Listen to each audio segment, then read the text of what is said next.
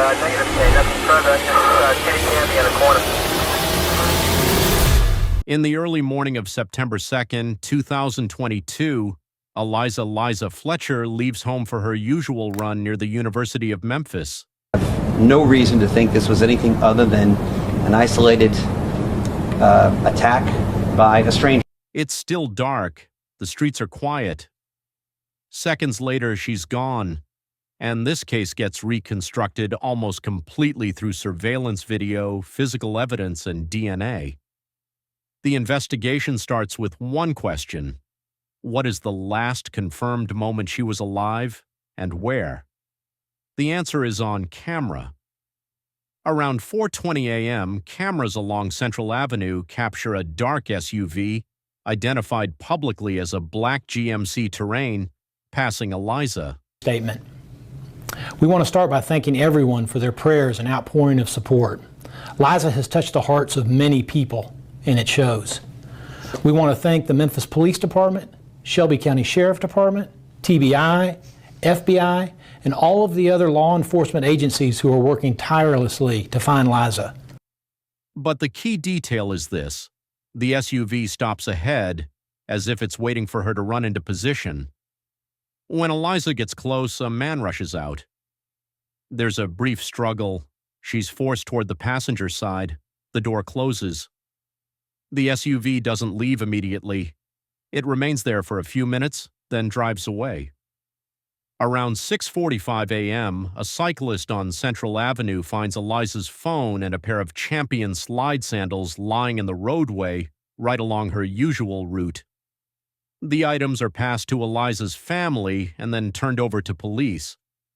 Because the phone and sandals are close together, it points to a sudden event, not items gradually dropped during a run. This becomes the contact point, the spot where investigators mark that she was approached and taken. Around 7:45 a.m., police received two calls, one from Eliza's husband reporting she never returned from a run, and another from the University of Memphis. Once officers arrive and gather initial information, investigators work multiple tracks at once. Medical emergency or accident, hospitals, EMS, 911 checks. Yesterday evening, September 5th, at approximately 5:07 p.m., the Memphis Police Department and other law enforcement partners discovered the remains of a human body, in the rear of a vacant duplex apartment at the 1600 block of Victor Street. Voluntary disappearance, recent contacts, routine, any unusual behavior, assault to kidnapping, canvass the route, request nearby cameras, search for dropped items, device movement, phone, watch data to confirm how far she got. The Champion slides are sent for testing. The key result, DNA on the sandals, matches Cleotha Abston. At that moment, the case shifts from missing person to a crime with an identified suspect. From here, investigators focus on two pillars. Person, the suspect has a name.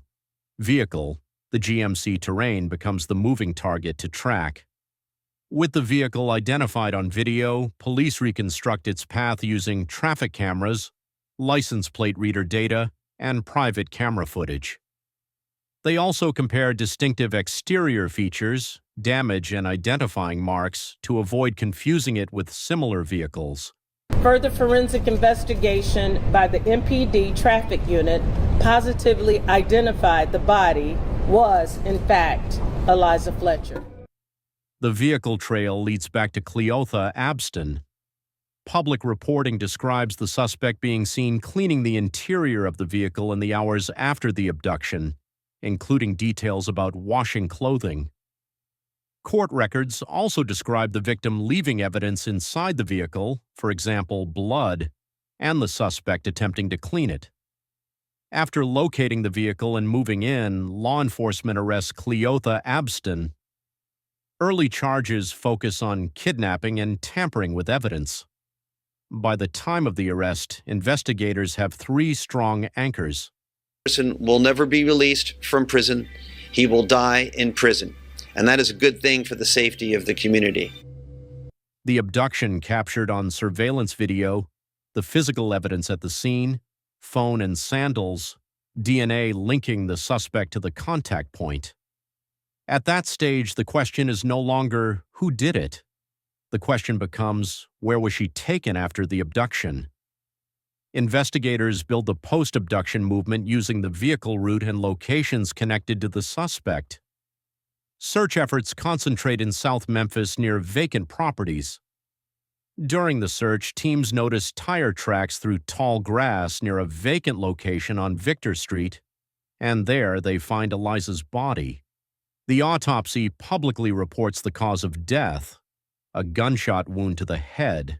Of this investigation is not what we hoped for. We are nonetheless pleased to remove this dangerous predator off the streets of Memphis. Cleotha Abston pleads guilty and receives life without parole.